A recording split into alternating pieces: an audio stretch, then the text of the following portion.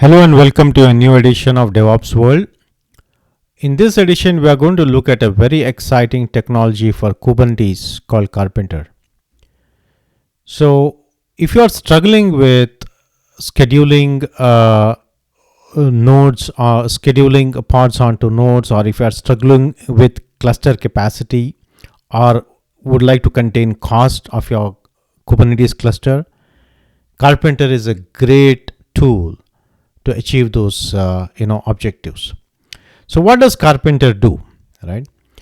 Karpenter is constantly monitoring your pending pods, and the moment it sees there are unschedulable pods, it launches compute capacity to schedule these unschedulable pods onto the nodes.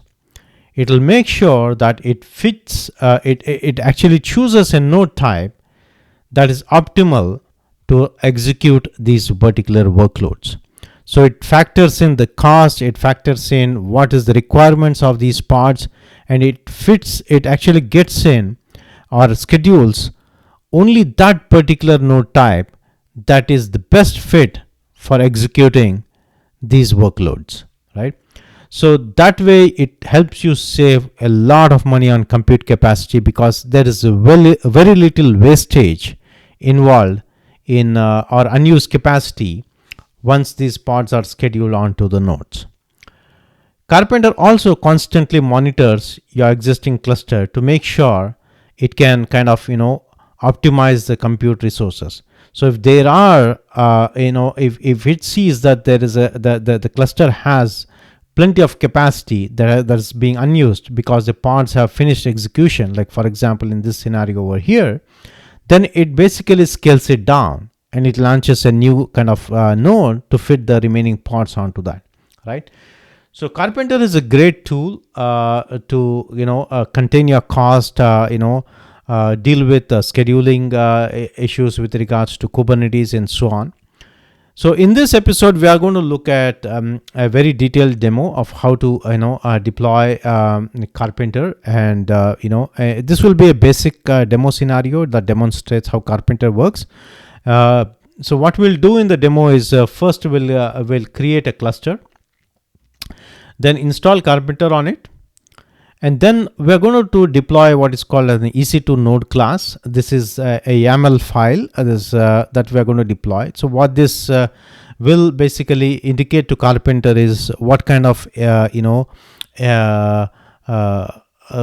AMI to use, and what kind of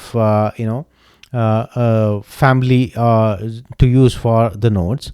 And node pool is basically the various types of nodes that it can use. Like for example, what kind of family of nodes it can pick, what kind of taints it needs, tolerations and all kinds of stuff, right? So node pool is where you actually call out what you need in terms of your compute capacity. EC2 node class is your AMI type that you indicate. And then we are going to deploy a sample workload, and then we'll scale this workload to see how Karpenter actually launches nodes to fit these workloads onto the compute that it schedules. So I hope you are going to enjoy this video. Please like and subscribe before so that you can get notified as we add more videos. Okay, so let's look at the demo here. So we already have a cluster. This cluster has a default namespace and a kube system namespace along with some other namespaces. So the Karpenter is installed into the kube system namespace over here. As you can see, there's a Karpenter pod running. There's a few pods coming up. Now what we are going to do is as I mentioned, we are first going to deploy the EC2 node class. So there are three files we need to need to do this demo. The first is the EC2 node class. So let's see what is there in the EC2 node class. So this node class is specifying what's the AMI family to use. That's all it's saying. So let's create the EC2 node class.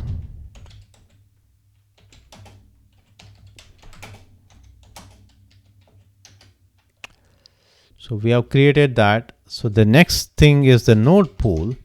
So let's look at what's the node pool.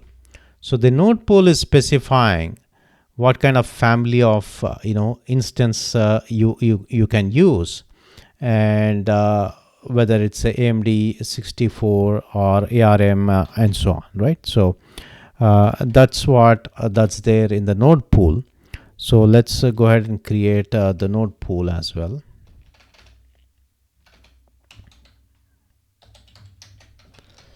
So let's verify we have the node pool.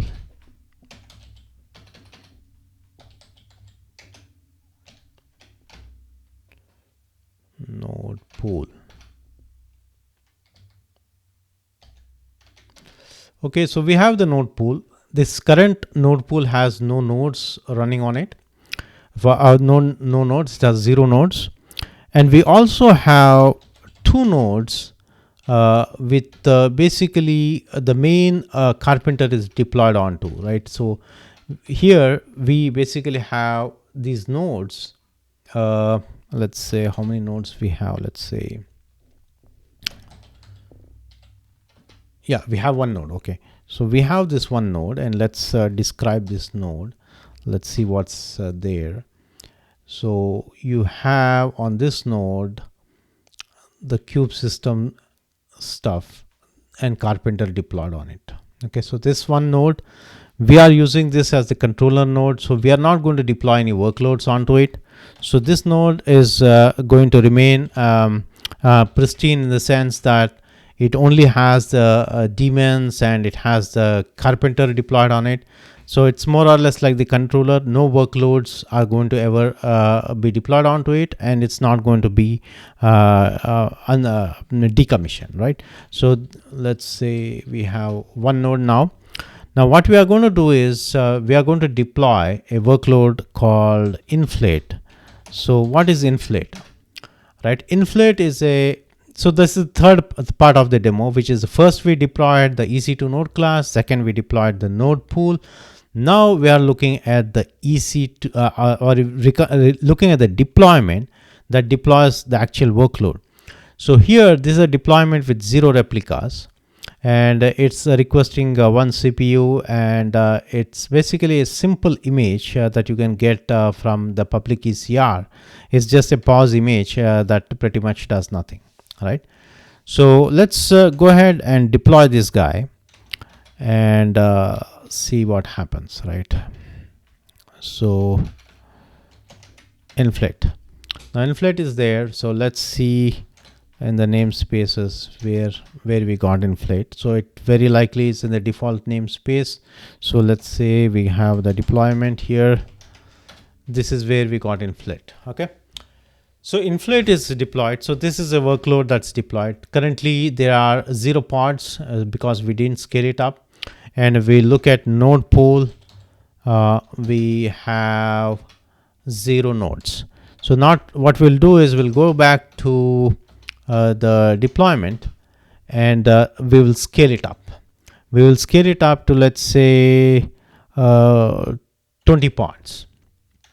Okay, so let's see what happens the moment we scale it up to 20 pods.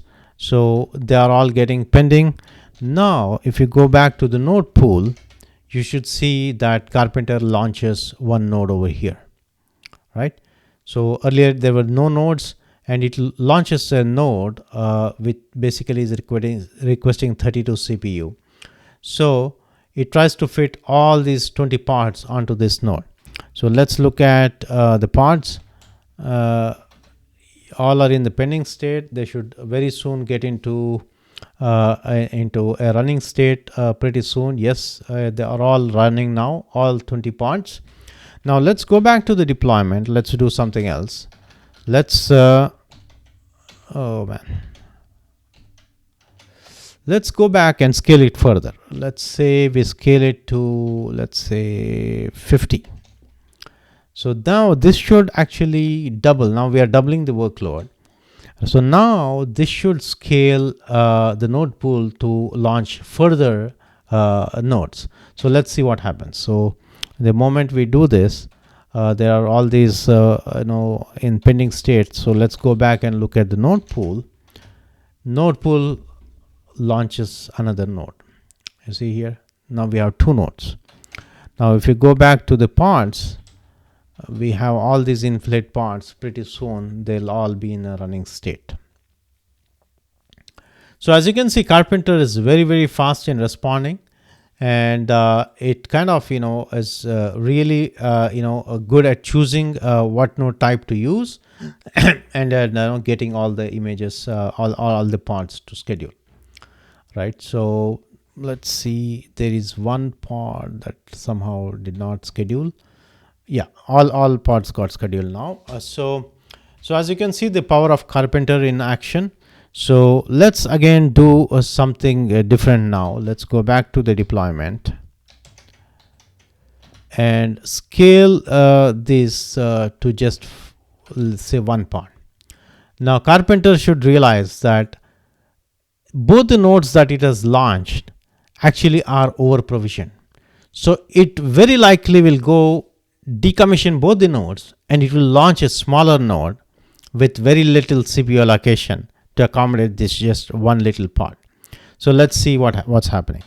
So if you look at the node pool, we have 2 nodes, but as we wait for some time, these 2 nodes should make way to a new node that will be launched that will have very low CPU.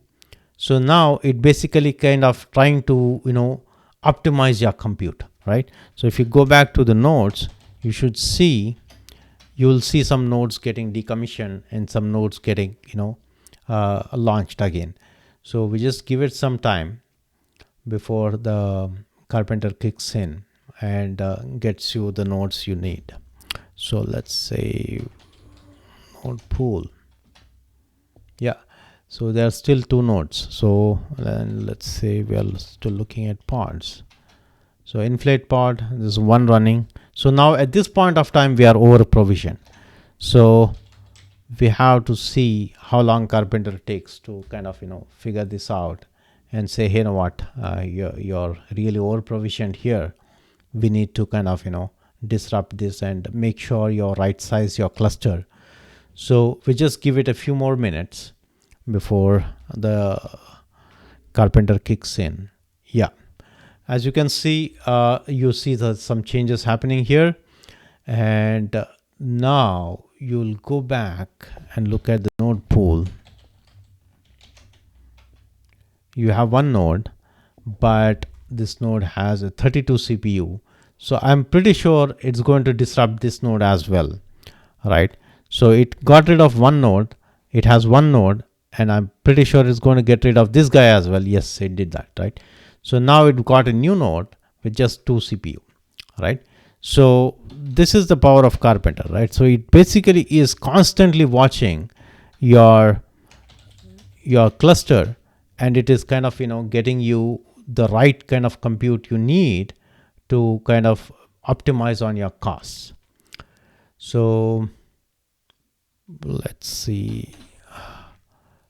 Okay, so this is very good. So now let's go back to the deployment and scale it down to 0. When we scale it down to 0, okay, so let's say, okay, now one thing, okay, so this is a very small node that it launched. Now this node also should go away. So let's scale this deployment down to 0. So let's scale this down to say 0, and let's see what happens to the node pool. Yeah, so let's keep watching this. I think Karpenter is going to realize that it doesn't need a node, and it should just kind of decommission this node and bring it back to 0 in the node pool. So give it a little bit more time.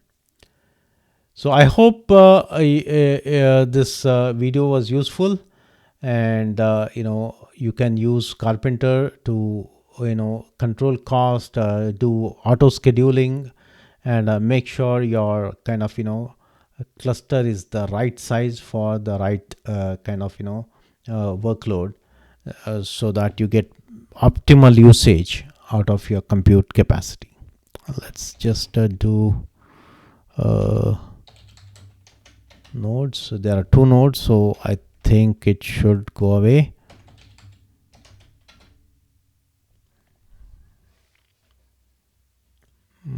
Give it some second. Yeah, this is 0. Then we have node pool. Give it a little bit more time, and this should go away as well.